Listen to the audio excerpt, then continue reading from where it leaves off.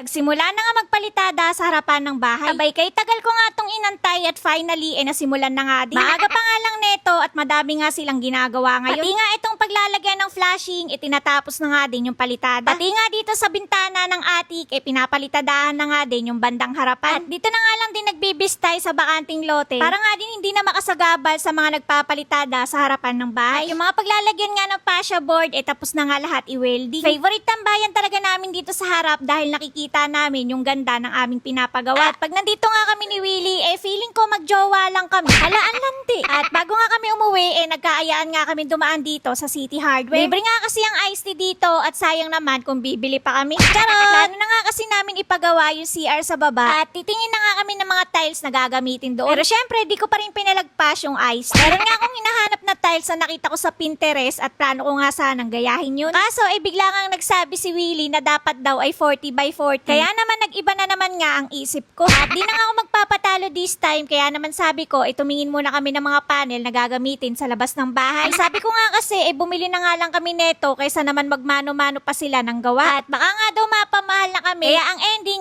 wala nga kaming nabili. Kaya kaysa nga mag-away kami sa loob ng City Hardware, bumalik na nga lang kami dito sa pinapagawa naming bahay. Nagulat nga kami dahil meron na palang nakalatag na mga tubo. At nakakonect na nga to sa mga manhole sa harapan ng bahay. Tapos na nga din magpalitada dito at yung mga kantuhan na nga lang ng bintana ang tatapusin. At yung trusses naman dito sa aming dirty kitchen, natapos na nga. Kaya yung sa may bandang laundry area na nga lang yung gagawin. Lahati nga lang yung pinapagawa ko doon. Para kahit paano, maarawan pa rin yung mga sampal. At dito naman sa taas, wala naman masyadong bago dahil sa labas nga sila nagpapalitada. At dito naman sa gilid, naipulido na nga yung mga kantuhan. Pati nga yung mga fascia board sa gilid ng bahay, naikabit na nga din nilang lahat. Yung harapan na nga lang ng bahay at sa may bandang atik, yung hindi pa nalalagyan ng mga fascia board. At habang tumatagal nga, lalo nang nagkakaroon ng muka itong pinapagawa naming bahay. Madami pa nga mababago dyan at magsisimula pa nga lang tayo sa pinaka-exciting na part. Ubusan na beach. At kung dati nga meron pang lugar si Willie para tulugan sa hagdan, abay parang nagbago na nga yung isip ko at dito na nga lang siya sa parkingan. Abay may gusto nga kasi akong ipagawa at panay na naman nga ang kontra. Hindi naman daw kasi ako ang nagbabudget. Ang dami ko nga daw ipinapagawa. Abay akala ko ba gagawin mo ang lahat para sa